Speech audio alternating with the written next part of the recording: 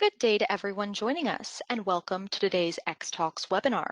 Today's talk is entitled Capturing the Value of Clinical Trial Intelligence.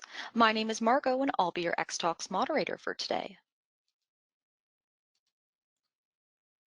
Today's webinar will run for approximately 60 minutes, with time for a question and answer session with our speakers.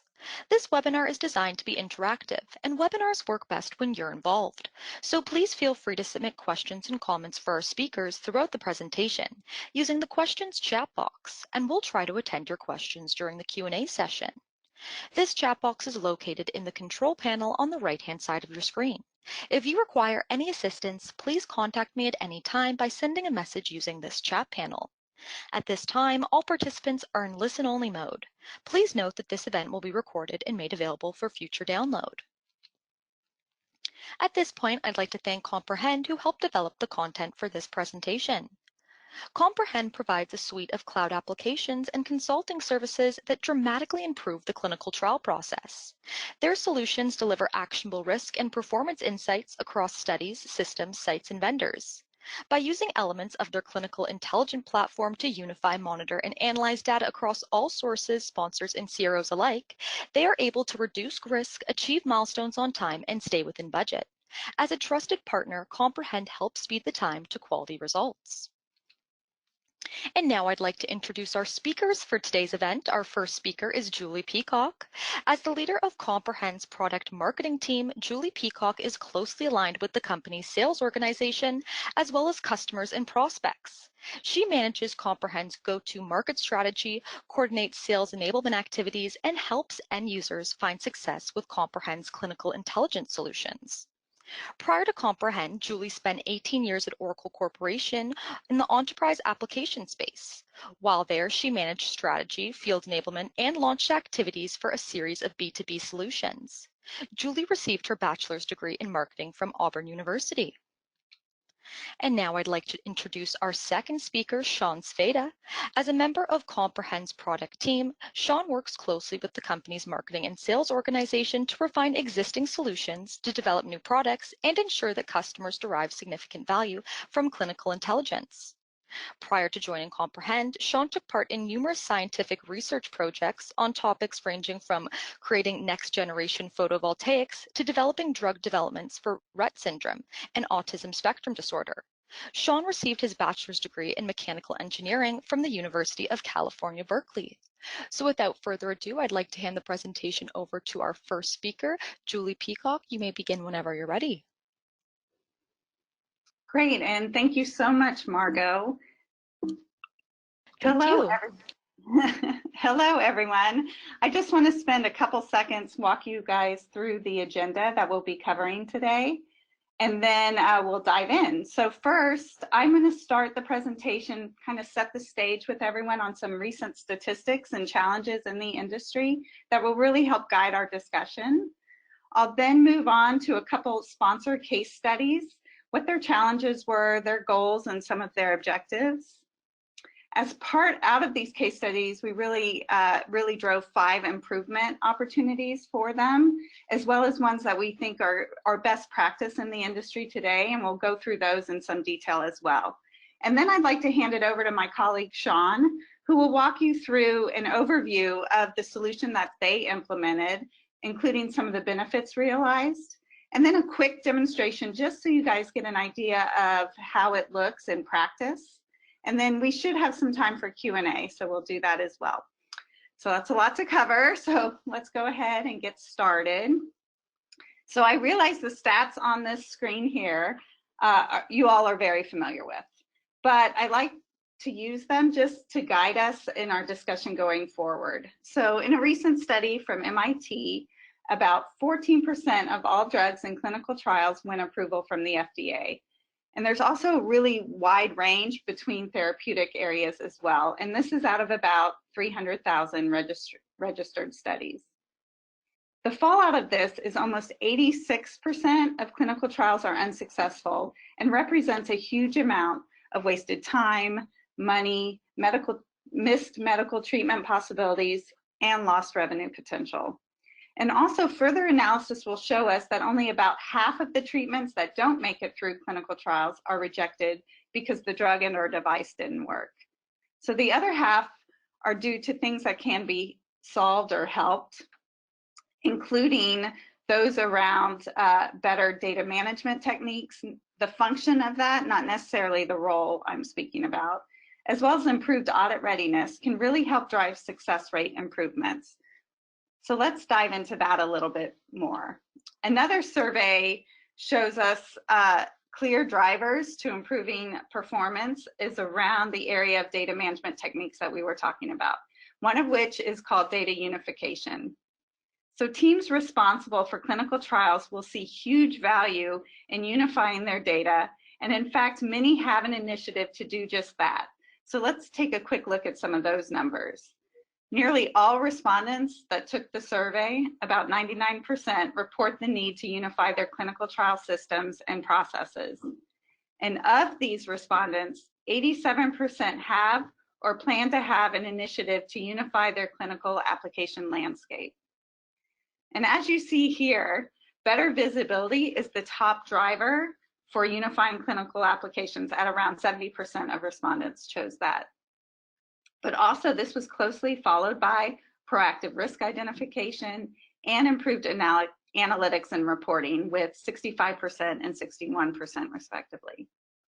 I'd also like to share that anecdotally through conversations with our sponsors, data unification is a means to also preventing trial delays and overall improving outcomes, which really aligns with the expanded guidelines as set apart by ICH E6R2, which really focuses on the adoption of technology for data-driven approaches for quality management and clinical trial monitoring, with an ultimate goal of increasing efficiencies while ensuring patients are protected and trial results are reliable.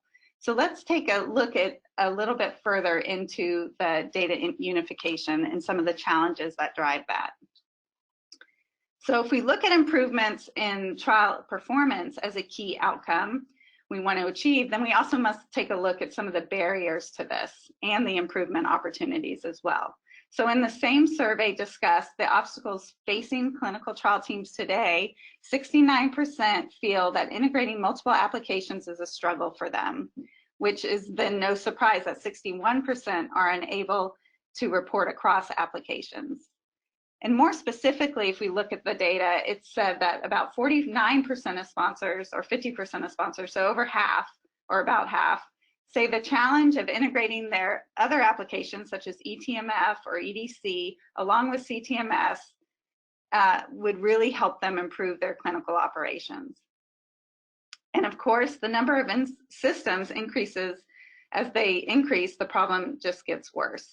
And some key areas identified as issues include site identification. So as an example, without having this data unified, it's really hard to understand which sites are the best performers for which therapeutic areas, as an example. Second, on the medical signal detection side, you can question whether you're missing any signals that may put the patient or trial at risk. It really is no longer viable to wait days for data to be aggregated across systems to identify risk signals. And finally, reporting timelines are obviously extended when multiple systems are in play and you need to report across those systems. For example, answering a question such as when we think enrollment will be completed can take weeks. So pulling data from your EDC, CTMS, maybe IXRS, as well as any CRO systems that might be in play, and then trying to aggregate that data and analyze it, by the time you're done, it's already outdated. So the confidence in that data is also not great. However, there's advancements in data science, analytics, and prediction that can really be considered, that can really help teams shorten and the reporting process and be more reliable. So now, if we take a look at unifying clinical data systems and some of the barriers to that. So we know this isn't a new problem, but what's really hindering us from being able to achieve the goals set forth by so many? So it's the age-old problem of too many manual and error-prone processes that slow us down. Some examples are shown here. So spreadsheets and email, they really do not allow for an up-to-date nor collaborative approach for analysis and issue identification. The data becomes outdated, emails get lost, and are unauditable. Also, 100% SDV and site monitoring does not provide an outlet for issues to be raised quickly or focus to be placed on the higher risk sites. Moving towards the right here, it can take months to obtain a holistic patient level view with traditional methods that are used today, which may result in a missed safety signal that can be devastating for a trial. And then finally, as we've been talking about, these disjointed systems, such as EDC, CTMS, etc., fail to facilitate a cross-system analysis, or it requires a behemoth of a project to integrate and report against. So what is the answer? Although there's not one magic bullet, there are certainly steps, processes, and technologies that can be utilized to help and accelerate clinical trial processes. So let's take a look at some of the few ideas that are given here when we talk to sponsors. So one, utilizing technologies that can assist in the automation of your workflows and business processes is key. Assigning actions, reviewing, following up, all via an auditable mechanism will help drive continuous improvement and success. Ability to drive a risk-based and centralized approach to monitoring is also key. So through newer technologies as well as updating processes to focus on this focus can be placed so that you know which sites are at greater risk in the trial and monitor those accordingly. Also, producing a holistic patient view that provides early warnings such that a medical monitor can intervene sooner when required is also capabilities that are available today.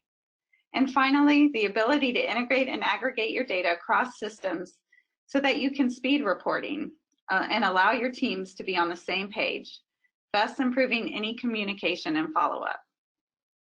So these were just a few of the thoughts gathered when we polled sponsors on areas where unified data in conjunction with new processes and technologies might help them accelerate their trials or improve overall study results. However, I want to run a quick poll that really, since I've walked through what others have said, I really like the opinion of those in the audience on what your opinion as well on some of this alignment as well. So Margo, would you mind kicking off our first poll question? Yes, thank you, Julie. Our first polling question for today is what clinical operations improvement would deliver the most benefit to your teams? Please select one of the following: automated issue alerting, remote monitoring across site, study, and portfolio levels, immediate continuous medical status visibility, integrations across trial software, for example, EDC, CTMS, eTMF, etc. I'll give the audience a couple more of their answers. We appreciate you taking the time. And I'm just going to share those answers. Our polling answers for today: 67% of the audience voted integrations across trial software, example EDC, CTMS, eTMF, etc. 17% voted remote monitoring across site, study, and portfolio levels, and another 17% voted automated issue alerting. And on that note, I'll hand it back to our speaker, Julie. Great, and thank you so much. And this, I think, really aligns with what we hear in the industry as well, as far as having the integration of your data sources is sort of table stakes. So if that's one of your options on the poll questions, I would see that would be the main one to choose. Having that then gives you the capability to do all of the other items, for example, that were on that list. So definitely in line with what we're hearing others talk about. All right, so let's move on. All right, so if we talk through some of our case studies, like I said, we're going to do two. Changing gears just a tad, we'll first talk about our first case study, and that really speaks to some common improvement opportunities. It was really driven by an executive team at this particular sponsor, and their main driver is that they wanted up-to-date and reliable information in order to make key decisions. With many ongoing studies that they had, they wanted a consistent and standardized approach for review and decision-making. However, they were challenged with a couple things. First, they were unable to pull their data from multiple systems into a single source for proper analysis and management. The lack of visibility was causing unnecessary delays and cost overruns across a portfolio of their trials. So they had a couple short-term goals or an immediate goals, as well as some long-term goals. So on the short-term side, the main thing they wanted to do was eliminate their spreadsheets. They had quite a few that they were using as for their reporting process. And they wanted the data to be readily available for review and, most importantly, up to date. They also wanted to enable some sub-study analytics for a broader view of some specialized metrics. And then the ability to identify data holes and inconsistencies was key for them, especially around site activations and queries. And their long-term goal was to have a single source of truth and an enterprise-wide solution that would align all business units and allow for improved accountability. So that's the first case study. And then on the second case study, although very similar, this one was driven more around the clinical operations study team and their need for better transparency. Their biggest challenge was around oversight. They had several studies that were being run by CROs, and it was lacking information for them. They weren't really getting the information they needed, and ended up the data was very siloed. And studies that they were conducting internally were even worse. So some of their critical milestones were being missed simply because the right information was not in the right place at the right time. And their immediate goal was a clinical data repository, just so that they could see all their information in one place. However, what they actually got was even better. They got a centralized reporting platform that brought all their data together and enabled high-level decision-making and management and oversight. In addition, the single source of truth fulfilled an unmet need, which was improving their trials as well as preventing any kind of issue growth. This customer was able to gain the single source of truth, allowing their key stakeholders to access vital study data for their much needed oversight. So as we look across these two case studies, there's some common themes that kind of bubbled up, and it really centered around this idea of a single source of truth. And one is that theme of transparency, not just of their data, but also of their processes and decisions.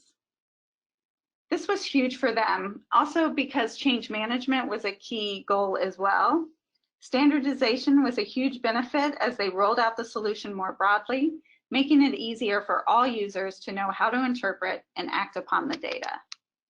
Another is a need for a more systematic approach to communication and collaboration, whether that be with their CROs or amongst their teams internally. This was a big game changer for them, and one that was key in driving their standardization as well. They wanted to move their communication out of emails, phone calls, and meetings, and they wanted a system that could be utilized so that all were on the same page of work, so that they could work through the data together and then take action as necessary. And finally, oversight and accountability would be the last big theme. Both of these sponsors were intent on being able to document in their SOPs that they have proper oversight of their studies and have documented actions to issues and risk items that occur during the conduct of the trial.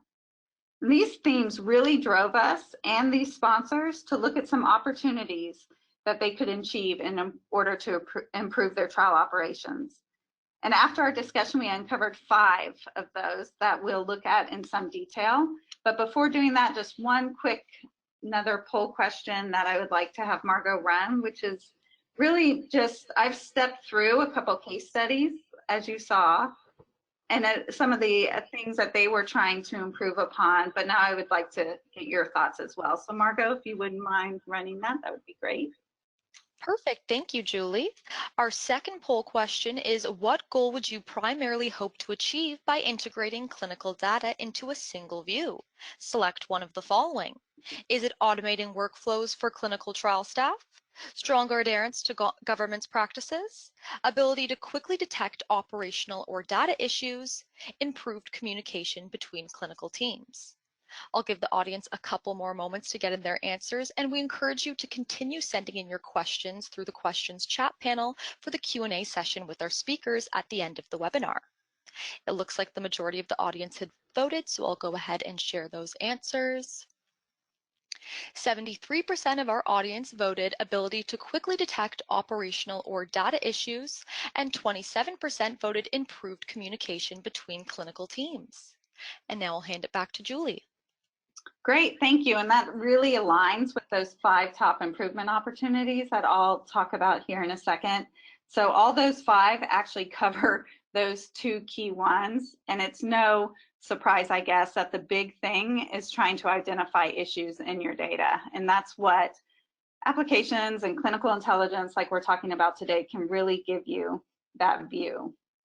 So let's go ahead and move to the next. All right, so those top 5 improvement opportunities, I'll go ahead and share with you now what those were. And again, really, as I mentioned, it was our work we did with these sponsors that really helped drive what we think are some key areas that can impact transparency, collaboration, and oversight.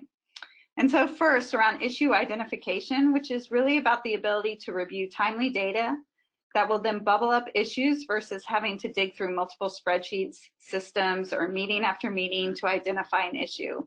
An example might include, you might have an issue with protocol deviations that is identified early enough such that it can be rectified to avoid a need for a protocol amendment. Second, around actionable insights, it's really not just enough to surface the data. It needs to be available such that someone can take action. For example, the reporting shows us that queries at a particular site are remaining open longer than typical for that site.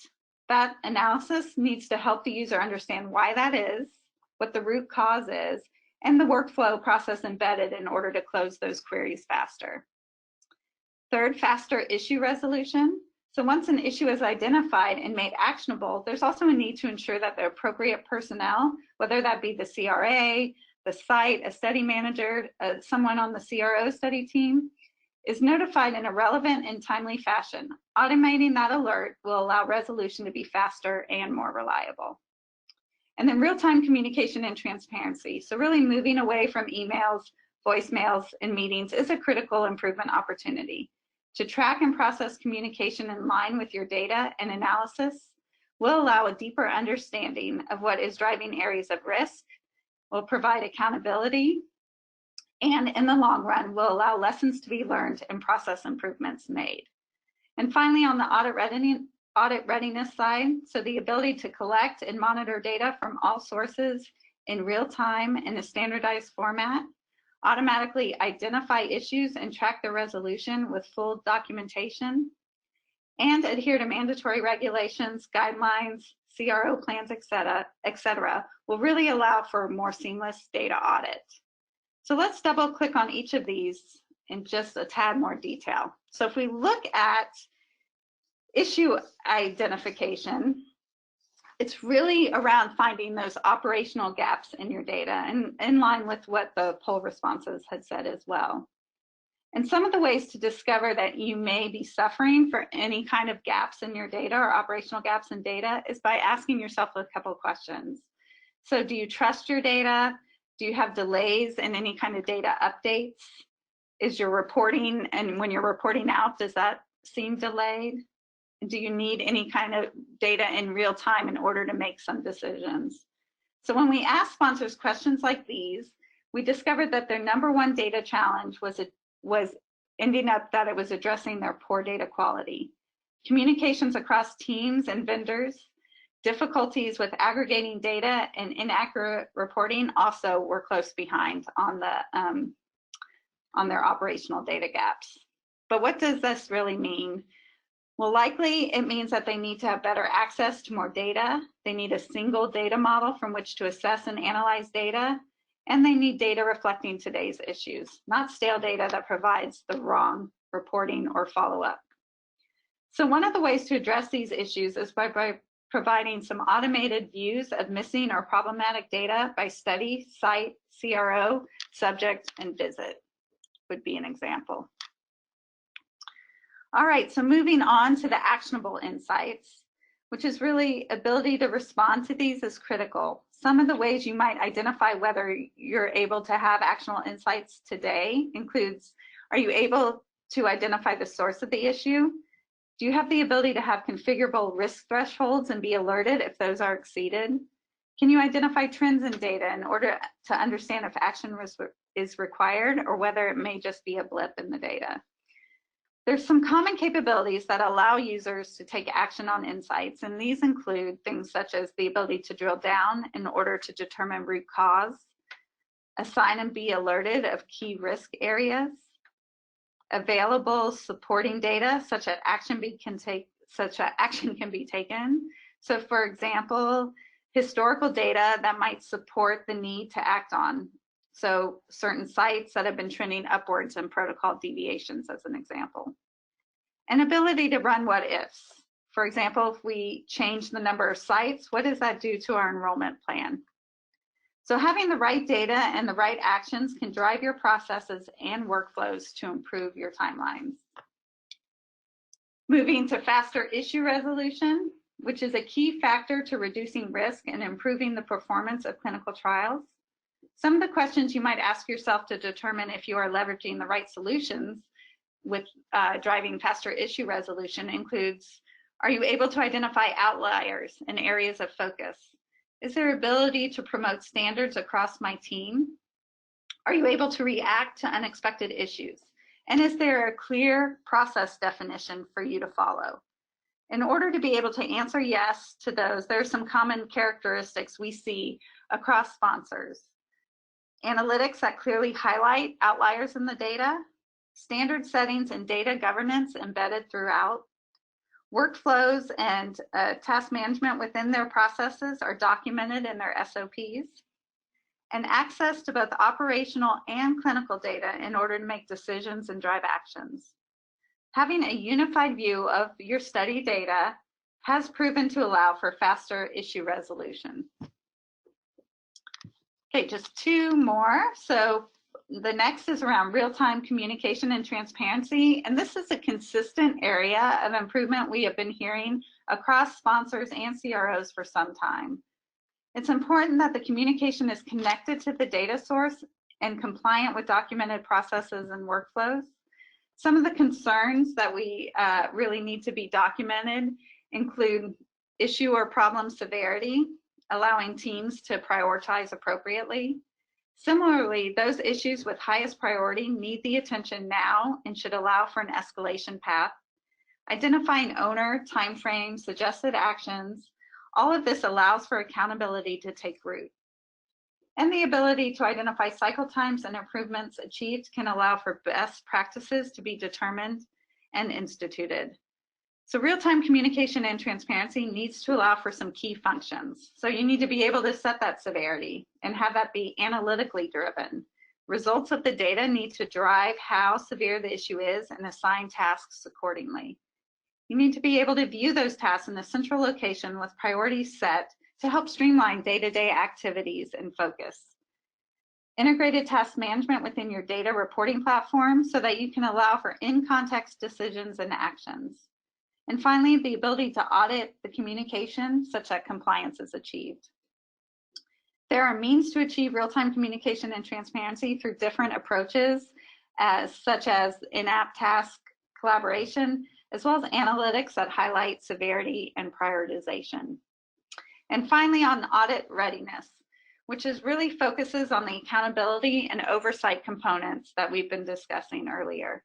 And some of the key components of ensuring audit readiness will include data standardization, define processes for risk management and oversight that are documented, followed, and then supported by relevant data. And finally, the ability to tell the story of the trial with data and proper documentation at all times. How were situations handled and why and by whom? Automated real-time data views and reports at the different levels, such as site, CRA, subject, CRO levels, will really enable you to document the who, what, and why of every action taken, allowing for standardization and compliance. And now I'm going to turn it over to Sean, who will wrap us up today. He'll introduce our next poll question, as well as he's going to provide how the sponsors we discussed today actually put these improvement areas into practice. So with that, Sean, would you mind leading us? Sure. Hello, everyone. Great to be with you. During my speaking time, I'll showcase how sponsors took steps to realize some of the improvement opportunities that Julie discussed. But before that, I'd like to turn things over to Margot for our third poll question to get a better feel about those improvement opportunities. Yes, thank you, Sean. Our final polling question for today is, which improvement area would bring the most benefit to your organization or team? Please select one of the following. Is it issue identification, actionable insights, faster issue resolution, real-time communication and transparency, or audit readiness? I'll give the audience a couple more moments just to get in their answers. To give them time, I'll read out the question once more. Which improvement area would bring the most benefit to your organization or team? And it looks like the most of our audience has voted, so I will be sharing these answers. 27% of our audience voted faster issue resolution. Another 18% voted actionable insights, with another 18% voting issue identification, another 18% voting real-time communication and transparency, and another 18% voted audit readiness. On that note, I'll hand it back to Sean to continue the presentation. Okay, thank you, Margot.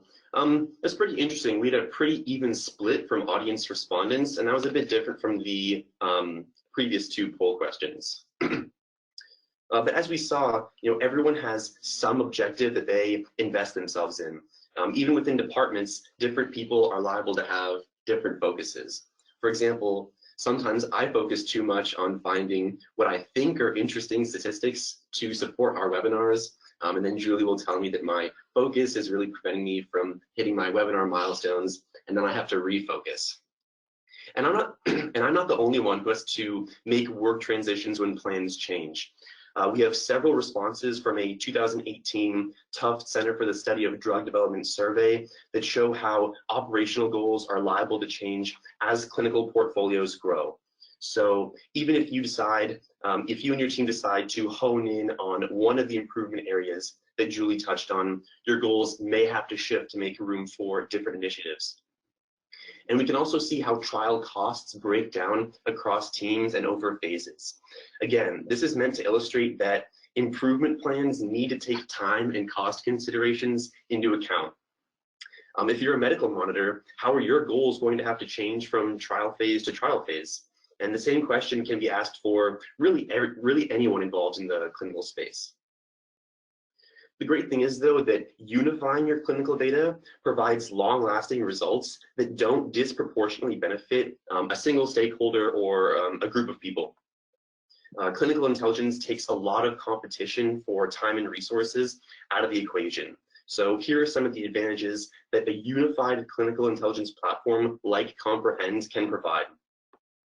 At the executive level, Comprehend enables CEOs, chief medical officers, and clinical development executives to ensure safety and quality while staying on top of their budgets, developing new business, and maintaining a stellar corporate reputation all the while. Unfortunately, the ClinOps space is alive with missing data and error-prone manual workflows, but Comprehend solutions for clinical operations professionals really gives ClinOps teams real-time access to study performance data in order to improve study quality, standardize processes, and ultimately prevent risks from affecting trial outcomes. Proving efficacy and ensuring patient safety leaves little room for error among medical review teams, and our medical review solutions are designed to eliminate the latency between data requests and the availability of that data for clinical assessment. Our platform allows medical directors to identify outliers, visualize trends, and address adverse events more quickly. And finally, data management team solutions mitigate data quality risk and help data managers respond to data quality issues while freeing them up for more strategic risk-based initiatives. By establishing standardized data models for studies, financials, planning, and even inventory management, data managers can easily highlight missing records and identify data discrepancies. So those role-based solutions paint with a pretty broad brush, but the clinical intelligence that Comprehend offers provides benefits that are not only broad, but also deep. And so here we have organizational benefits by level, and we'll start at the top and work our way down. So at the highest level, Comprehend helps drive efficiency across an entire clinical portfolio. This can best be seen within clinical operations. If your goal is to increase your reaction speed, to ensure that your site activation milestones and enrollment concerns are met as your studies scale, Comprehend can help. One level down, we eliminate a lot of the manual processes that create burdens at the study level. And an excellent example here is with report creation. With Comprehend, users have dramatically reduced the stress that's a hallmark of the clinical reporting process, simply because they have on-demand access to all the data they need to report on. Another study level benefit has to do with data consolidation. Medical or data monitors need patient level insights as quickly as possible, but if programming teams need to build those views, there can be quite a lag in getting those necessary insights. Well, Comprehend offers those study level views out of the box, all the while offering an auditable information trail. And finally, at the site level, Comprehend enables staff to really keep a spotlight on issues. For a CRA who cares about ensuring that sites are entering data appropriately and resolving the necessary queries, having access to those site level insights is quite powerful and empowering. In fact, I'm excited to talk about some of the site level benefits that Comprehend partners have seen after I do the live demo. So we've seen the benefits that clinical intelligence can deliver to different roles, and we've seen the benefits that can be reaped at different trial levels. But what are the components of a solution that can actually deliver these benefits? Well, for one, solutions that are based in the cloud can help you counteract one of the problems that Julie mentioned, which was the difficulty scaling operations as the number of data systems increases. SaaS-based platforms are inherently scalable and also offer a host of security benefits to boot. Number two, pursue a solution that makes financial sense for your organization's size and isn't going to require a bunch of users to be successful. From a smaller phase 1 investigational study to a really pivotal phase 3 study, Comprehend scales with you and your requirements. So this space that we're in is expanding pretty rapidly, and one of the ways that Comprehend truly sets itself apart is with our third option, our prepackaged unified study data model. So not only is data more readily available than with a custom deployment, it means that your data doesn't exist just to check a box on an IRB review sheet. We provide fast and stable dashboards and reporting capabilities that give operational benefits to your business. And finally, without IT administration costs, Comprehend is able to help you leverage standards as a means of promoting reliable data that you can be confident in. We have a proven track record with our end users. We let users generate their own reports. We let them set queries that matter to them, and we enable them to ask the necessary what-if questions. Okay, let's take a moment to look at the Comprehend platform. For our short demonstration today, I'll focus on an example of an oversight process within Comprehend. Through the use of some key dashboards, we can take a look at how our software can help meet some of the improvement opportunities that Julie discussed during her presentation. So this dashboard brings together your portfolio of studies and provides 4 key features. Let's look at a snapshot of studies for the key areas of milestone achievement, site productivity, enrollment, and risk.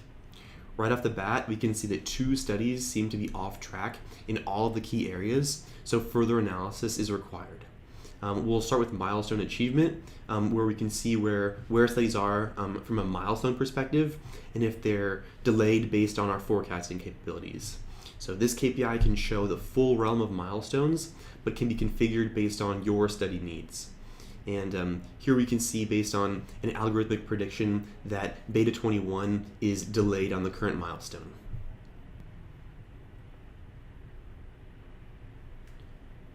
We can also see how studies are doing comparatively in site activation and enrollment.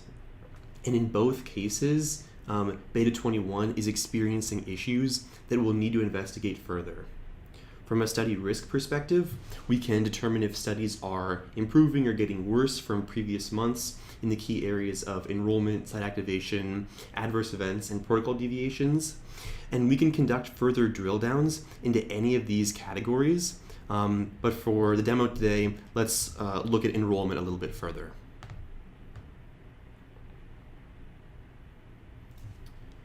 Enrollment's a key area where many of our customers struggle to meet their milestones, and with our solution having real-time access to see how you're doing, predicting issues and allowing for collaboration can assist your team in meeting this critical milestone.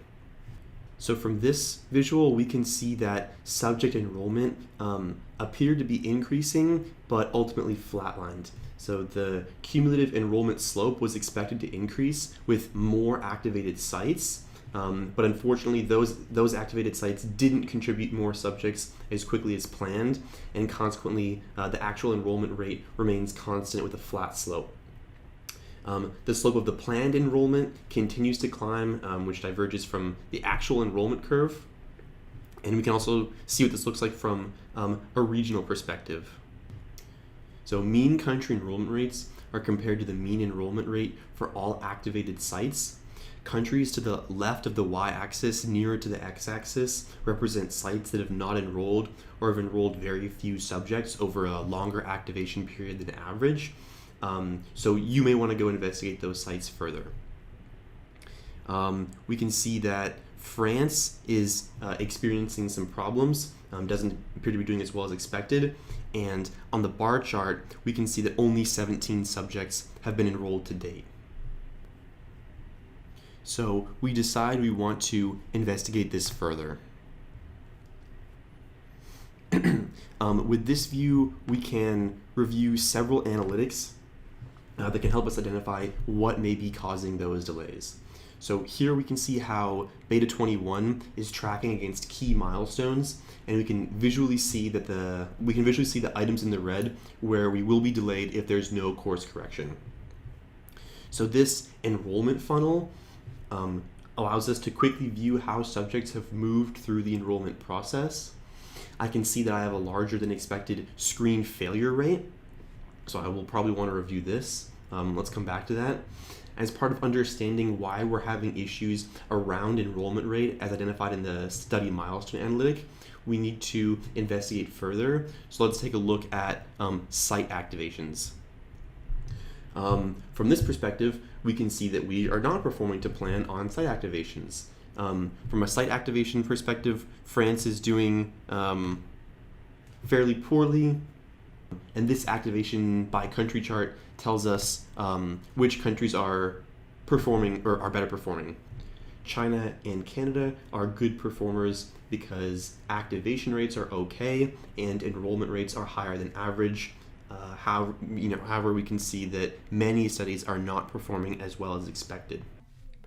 Switching gears a tad, let's take a look at an automated monitoring platform. So for key risk areas, you'll likely want to set up a data monitor that will continuously read the data and then alert those responsible if thresholds are breached.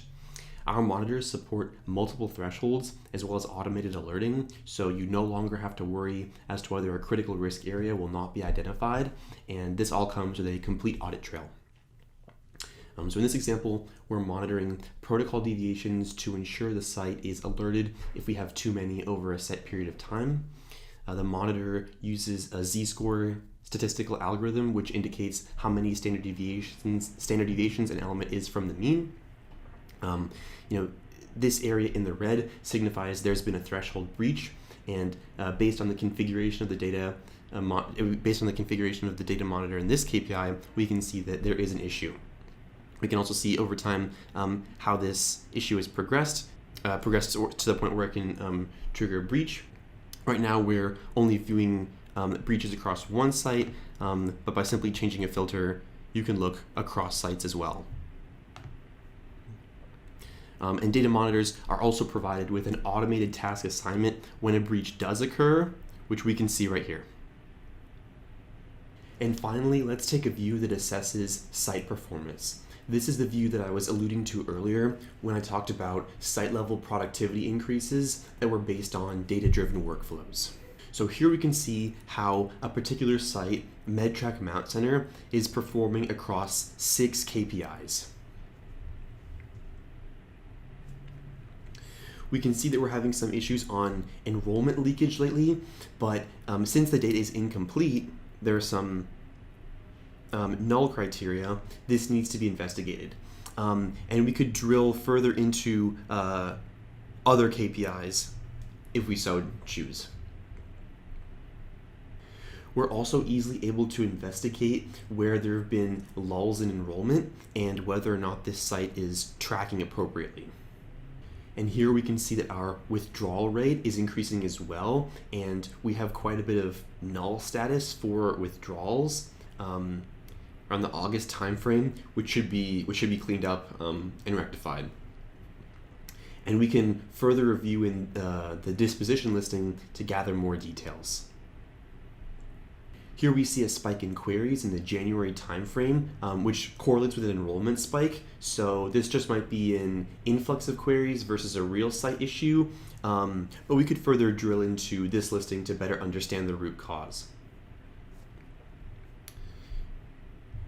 We're also able to track if there are any serious or related adverse events that we should be investigating, as these can have huge consequences for the study.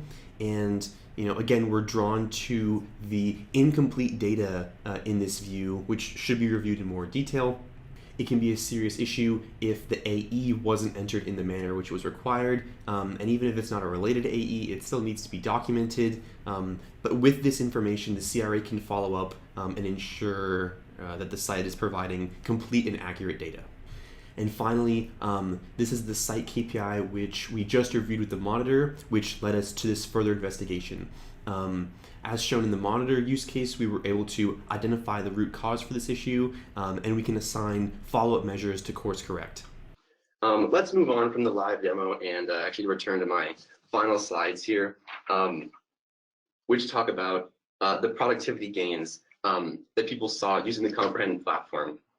So in our example, productivity was improved across 8 different roles within the organization for a total of 1,190 hours returned in the first year. And out of 15,000 total possible work hours, this time savings represented an 8% productivity increase overall. So for the VP of ClinOps, Comprehend was able to prevent 2 emergency meetings over the course of a year, in addition to eliminating an hour a week of investigation work. The ClinOps VP was able to realize these improvements because they trusted their data and were able to proactively identify issues.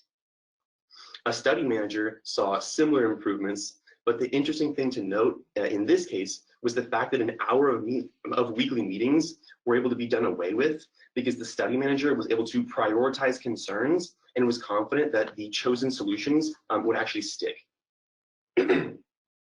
So time savings were very significant for 3 CRAs, almost 800 hours in that year.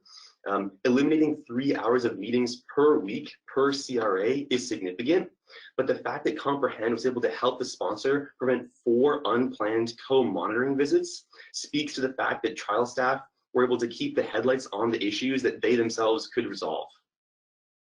The medical monitor in this example also saw reduced meeting and investigation times, and this is because they had the ability to investigate outliers more quickly and view that data within the context of trial standards without having to leave the Comprehend app. And finally, the biostatisticians and IT and data management staff saved time because of reduced investigation and support burden. The ability to reference trends in results during a study or across an entire portfolio can help these teams save a lot of time over the course of a trial. So those were some individual productivity improvements. Here's what organizations at large have achieved with Comprehend as a partner. So they've achieved the ability to recognize delays sooner and then act on that information in a way that leads to a reduction in their trial timelines. So in fact, we've seen an average reduction in trial delays by 46%. For example, average delay for a 3-year study is 9 months, and with better data transparency insights and the ability to take action quickly, we've seen this reduced to 4 months, in turn reducing the overall trial timeline by an average of 10.4%. And this is all without posing a risk to trial quality. You don't have to choose between speed or quality. Before we get to the Q&A section, I'd like to leave with just 3 summary points. So number 1, pursue a single source of truth that'll help you support your initiatives. Whether you're interested in issue investigation and resolution, actionable insights, or improving your communication, you can achieve what you want by unifying your siloed data. Number 2, look to technology-enabled integrations to drive your operations. Frankly speaking, integration and communication across your clinical applications will drive your success. And finally, with complete data unification come cross-group benefits. Benefits like functional data for all your business groups that can be collected and analyzed in a single location. So thanks, that'll conclude my portion of the webinar. Let's turn things over to a Q&A. Thank you, Sean, and thank you, Julie, for that insightful presentation. Now I'd like to invite our audience to continue sending over their questions through the question window for the Q&A portion of this webinar. I've already received a few, so we'll start with those. Our first question from our attendee is, what was the implementation timeline for the 2 case study examples that you gave? How soon did those sponsors realize some of the improvement opportunities you mentioned? So sure, Sean, I'll go ahead and take that one. So the implementation for both of those case studies was about 10 weeks. And what was also unique, or maybe not so unique, but what these 2 customers also chose to do was more of a phased rollout, really because both of them had change management as a key driver, and they wanted to be able to demonstrate value along the way.